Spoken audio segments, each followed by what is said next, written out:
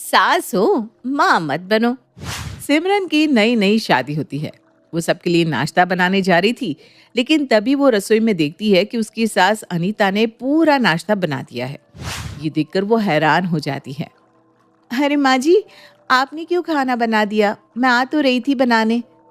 शादी ब्याह की रस्मों में वैसे ही तो बहुत थक गई होगी ना, तो मैंने सोचा मैं ही बना देती हूँ। और वैसे भी हम दोनों सास बहू में तू बनाए मैं बनाऊं, बात तो एक ही है ना। बनाना तो हमें ही है, तो आज मैंने बना दिया, कल तू बना दियो, कोई बात नहीं। लेकिन माँ जी, मेरे होते हुए आप खाना बनाए, ये मुझे अच्छा नहीं लग रहा। इसलिए अब मैं इस घर की बहू हूँ और मैं आ गई हूँ घर में, तो अब से मैं ही खाना बनाया करूँगी। अरे बहू, तब तो तू गलत बोल रही है। तू घर की बहू नहीं बल्कि बेटी है, और मेरी बेटी कभी कभी आराम भी कर सकती है। जरूरी नहीं कि हर वक्त रसोई में घुसी रहे। मैं ऐसा कभी नहीं सोचती। इसलिए तू भी ये सब सोच अपने दिमाग से निकाल दे, और तुझे जो ठीक लगे तू वही कर बहू। नई नई बहू आई है तभी दिखावा कर रही है अच्छी सास बनने का, वरना मैं भी जानती हूँ ये सारी सास एक जैसी होती है, अपनी बहू पर हुक्म चलाने वाली और उन्हें दबा कर रखने वाली। अच्छा बहू, मैंने सारा काम तो कर दिया है। अब बस बाहर जाकर तू खाना लगा दे, और आज वहीं पर बैठकर तू भी खाना खाना सबके साथ। नहीं नहीं माँ जी, आप सब खाना खा लीजिए और आप जाइए, मैं खाना लगा दूंगी। आप सब खाना खा लेंगे, बाद में मैं खाना खाकर बर्तन भी धो दूंगी, ठीक है? अरे बहू, इतने सारे बर्तन तू अकेले कैसे धोएगी? मुझे बुला ले, मैं भी तेरी मदद कर दूंगी। दोनों धोएंगे ना तो साथ में मिलकर जल्दी काम हो जाएगा। फिर बाद में बैठकर हम दोनों बातें करेंगे। क्या सही कह रही हूँ ना मैं? माँ जी, आपको नहीं लग रहा कि बहुत ज़्यादा ही कर रही हो आप? अरे 4 दिन बाद अपना असली रूप दिखाकर रहोगी, इसलिए मुझे कोई परेशानी नहीं है। आप अभी अपना असली और सास वाला रूप दिखाई दो। सास वाला रूप? अरे बहू, ये क्या बोल रही है? मैं ऐसी हूँ और सबके साथ ऐसे ही रहती हूँ। अगर तुझे लग रहा है कि मैं दिखावा कर रही हूँ तो कोई बात नहीं। अब तो हमारे साथ ही रहेगी, और तुझे पता चल जाएगा कि मैं कोई दिखावा नहीं कर रही। अनीता इतना बोलकर खाना बाहर लगाने लगती है। अब ऐसे ही कई दिन निकल जाते हैं। सिमरन को यही लगता है कि उसकी सास दिखावा कर रही है। अनीता फिर भी बिना कुछ सोचे समझे बहू के कामों में मदद करवा देती। ऐसे ही कुछ दिनों बाद सिमरन अपने कमरे में अपने पति विवेक से बहुत जोर जोर से लड़ रही होती है और उन दोनों की आवाज बाहर जा रही थी। सिमरन विवेक से कहती है, सच में विवेक, तुम ना हद कर रहे हो। अरे तुम तो मेरी सुन ही नहीं रहे हो। ये तो गलत है ना। मैं तुम्हारी पत्नी हूँ, मैं तुमसे बात नहीं करूंगी तो किससे बात करूंगी? अरे हद तो तुम कर रही हो सिमरन। मैंने जब बोल दिया कि यही होगा तो तुम मान क्यों नहीं लेती? तुम्हें अपनी बात रखना जरूरी है क्या? और मैंने कौन सी गलत बात की है? मैं भी तो सही कह रहा हूँ ना, कि तुम भी बिना बात के तमाशा खड़ा कर रही हो।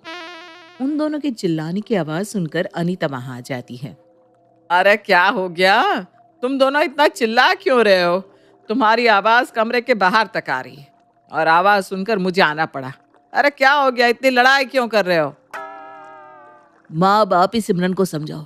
अरे सिमरन को लगता है कि मैं उसे कहीं घूमने लेकर नहीं जाता। आपको तो पता है ना मुझे कितने काम होते हैं, एक दिन की छुट्टी नहीं मिलती। मैं कैसे करूं? सिमरन गुस्सा हो रही है, अब मैं क्या कहूँ बताओ तो। ये सही है विवेक, माँ जी को बुला लिया ताकि वो तुम्हारी तरफ ले। और मुझे पता है ना, शादी के बाद आप मुझे कहीं घुमाने लेकर नहीं गए, पिक्चर तक नहीं दिखाई, और अब आप बोल रहे हो कि मैं समझू? नहीं समझ सकती मैं ये सब। देख रही हो ना माँ, कैसे सिमरन बहस कर रही है इतनी सी बात को लेकर। और मुझे भी काम रहता है, मैं कोई टाइम पास थोड़ी ना करता हूँ। और अगर मैंने छुट्टी कर ली तो मेरी ही पगार कटेगी। अब ये सारी बात सिमरन नहीं समझेगी तो मैं क्या करूं? हाँ तो बहू क्यों समझे? अरे गलती तेरी है। शादी को इतना समय हो गया, और अब तक तो बहू को कहीं बाहर खाना खिलाने तक नहीं लेकर गया। वो क्या कहते हैं, तुम लोग वर्क लाइफ बैलेंस कर लो, वो तू करता नहीं। बहू बेचारी यहाँ पर घर में बोर होती रहती है, और आज तक तूने उसके बारे में कभी सोचा ही नहीं। मैं कह रही हूँ आज के आज तू टाइम निकाल और बहू को कहीं घुमाने लेकर जा, ठीक है? ये क्या है माँ जी, आप तो माँ बनने की कोशिश कर रही हो। अरे विवेक जी कह रहे हैं कि जब उन्हें काम है तो आप ये बात समझ क्यों नहीं रही? मैं पत्नी होकर समझने की कोशिश कर रही हूँ ना। और आप हो कि उनकी माँ नहीं उनकी सास बन के मेरी ही माँ बनी जा रही हो। अब सिमरन को उसकी सास बिल्कुल पसंद नहीं आती। वो अपनी सास से बात तक करना बंद कर देती है। ये सब अनीता को भी पसंद नहीं आ रहा था। कुछ दिनों बाद सिमरन अपने मायके चली जाती है। एक दिन मायके में अपनी माँ के साथ बैठी होती है, तभी उसका बेटा अरुण आता है। माँ, अब आप समझाओ अपनी बहू को, जब देखो पीछे पड़ी रहती है। आज तक ढंग का खाना नहीं दिया और मैंने कहा कि मैं बाहर का खा लूंगा तो बोल रही है नहीं, तुम्हारी तबीयत खराब हो जाएगी, तुम्हें नहीं खाना, तुम्हें घर पर ही खाना है। अरे ये भी कोई बात है भला माँ? अरे तो तू उसकी सुन क्यों रहा है? मैं हूं ना, मुझे पता है। मेरा बेटा कुछ भी करे मुझे कोई दिक्कत नहीं है, तो वो कैसे बोल सकती है? घर की बहू है, बहू की तरह रहे, हर चीज में घुसना जरूरी थोड़ी ना है। मैंने भी यही कहा उससे, फिर कहने लगी 2 दिन पहले आपकी तबीयत खराब थी, बाहर का खाओगे तो फिर तबीयत खराब हो जाएगी। माँ जी को जाकर बोलती हूँ मैं। फिर मैंने सोचा वो क्यों कहे, मैं ही आपसे बात कर लेता हूँ सीधा। अरे तूने बिल्कुल सही कहा, तबीयत तेरी 2 दिन पहले खराब थी ना, अब तो ठीक हो गया है, अब क्यों नहीं खा सकता? जा बेटा, कोई बात नहीं, बहू को बोलने दे, वो तो चिक चिक करती रहेगी, मैं संभाल लूंगी। आई बड़ी घर की चौधरी बनने, जा बेटा जा। मेरे भाई की शादी मुझसे बाद में हुई, मतलब मेरी भाभी बाद में आई है, पर फिर भी माँ उनके साथ ऐसा बर्ताव कर रही है। और मेरी शादी को इतना समय हो गया, लेकिन आज तक मेरी सास ने कभी मुझसे ऐसे बात नहीं करी। मेरी सास सच में मेरी माँ ही है, मैं ही गलत समझ बैठी। मैं अभी जाती हूँ और उनसे माफ़ी मांगती हूँ। सिमरन तुरंत घर जाती है और अपनी सास को यहाँ वहाँ ढूंढने लगती है, लेकिन सिमरन को उसकी सास कहीं नहीं मिलती। सिमरन अपनी सास के कमरे में जाती है, उसे वहाँ भी नहीं मिलती। फिर वो सामान लेने जिस दुकान जाती है, वहाँ पहुँचकर दुकान वाले भैया से कहती है, अरे भैया, आपने मेरी सास को देखा है क्या? जब से मायके से आई हूँ तब से दिखी नहीं रही। आपको कुछ पता है कहाँ गई मेरी सास? अरे तुम्हें नहीं पता क्या तुम्हारी सास कहाँ गई? वो तो वृद्धाश्रम चली गई। उस दिन आई थी, दुकान से कुछ सामान लिया, बड़ी परेशान लग रही थी। मैंने पूछ लिया क्या हुआ माँ जी, सब ठीक है ना? तो बताया कि मैं वृद्धाश्रम जा रही हूँ, वहीं रहूंगी। माँ जी वृद्धाश्रम चली गई? हे भगवान, ये क्या हो गया मुझसे?